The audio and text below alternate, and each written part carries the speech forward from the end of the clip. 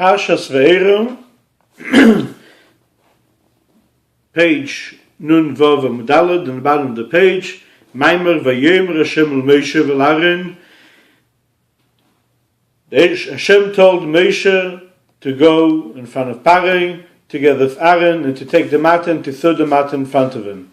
The question is, what was the purpose of the matter? And especially that's just the beginning and the starting point of all the rest of the makkahs that were later on. What is Hashem trying to tell Parei by the matter, taking the matter and throwing it in front of him?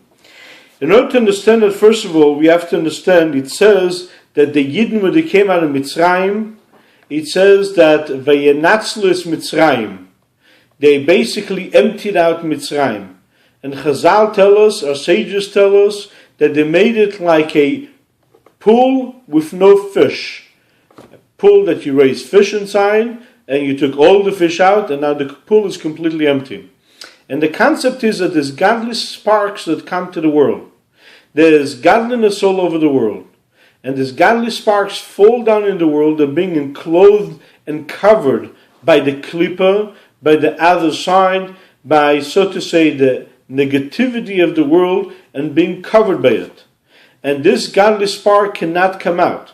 He has natural desire to go to Hashem, but he can't. It's been covered. Just like you have nut, for example, let's say take a almond, you have a very hard shell on top, and it's covering the fruit that it cannot come out. Now, and the only way to take out the fruit, you need to break out the shell, and this way you can take the nut out. Similar to that is the godly sparks that fell to the world, that need to be purified, that once scattered all over the world. And our job is to take this godly spark and to take away the position, the things that covering it, and it makes it to look like there's nothing but them, and to be able to break the shell, to break the husk, and to be able to get to the fruit. And basically, everything has godliness inside of it, and everything, the godliness is constantly make it exist. And basically, all the miracles that Moshe Rabbeinu came and did in Mitzrayim is Vayedu Mitzrayim, and the word Yedu comes from the word knowing, but also it means from the word breaking. In other words, to break the shell, to break the husk, and that is through the 10 punishment, 10 different miracles that happen in Mitzrayim, in order to break the husk, in order for the godly spark to be able to come out. And then comes the next part of the meaning of Vayedu Mitzrayim, and they should know the godly spark becomes connected back to your source. So when you have the godly spark, and it's being covered, the first step you need to break that husk. And this was the whole point of all the miracles and all the things that happened in Mitzrayim, because they didn't believe it the first time. As soon as Moshe Rabbeinu said, they believed it, they had no question.